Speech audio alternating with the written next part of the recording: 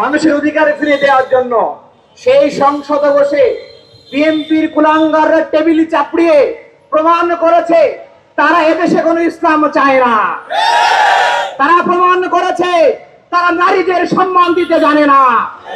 তারা সমষ্টিগতভাবে প্রমাণ করেছে তারা এদেশে কোনো ন্যায় এবং ইনসাফ চায় না।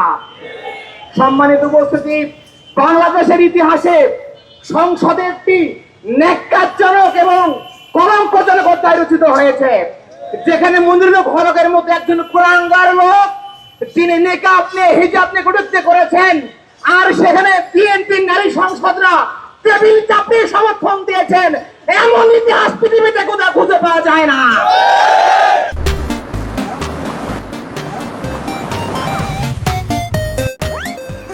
নারীরা নারী বিদ্বেষী হতে পারে, এটা বিএনপি কে না দেখলে আমরা কখনো বুঝতে পারতাম না।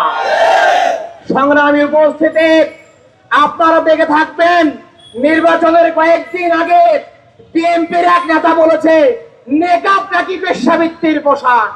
আমরা বলতে চাই, আপনার কোন মা বোন নেকাব পরে বেশ্যাবৃত্তি করে তাকে প্রমাণ দিতে হবে। যদি না পারেন বিএনপি নেতারা রাগাহীন বক্তব্য পরিহার করেন। মেয়েদের জুতার বাড়ি কিন্তু ভালো কিছু নয়। যখন সংসদে দৌড়ানি খাবেন বুঝবেন মেয়েদের ঝাল কত বড়। আর তাদের পিছনে ইসলামী ছাত্র শিবির সর্বশক্তি নিয়োগ দিয়ে সমর্থন করবে ইনশাআল্লাহ। সংগ্রামী ভাইরা, আপনারা দেখে থাকবেন সংসদে শহীদ জাবিরের মা রয়েছে, যে জাবিরের রক্তের উপরে চুলে আন্দোলন হয়েছে, সেই জাবিরের মা নিকাব পরে সংসদে এসেছে। সেই জাবিরের মাকে আপনারা কটূক্তি করার সাহস কোত্থেকে পেলেন? সেই মুনিরুল হক চৌধুরী তিনি হিজাব নিয়ে বিদ্বেষ মনোভাব পোষণ করেন, তার সুযোগ্য কন্যা ঢাকা বিশ্ববিদ্যালয়ের শিক্ষিকা জনাব সাইমা ম্যাডাম তিনি নিজেও হিজাব পরেন।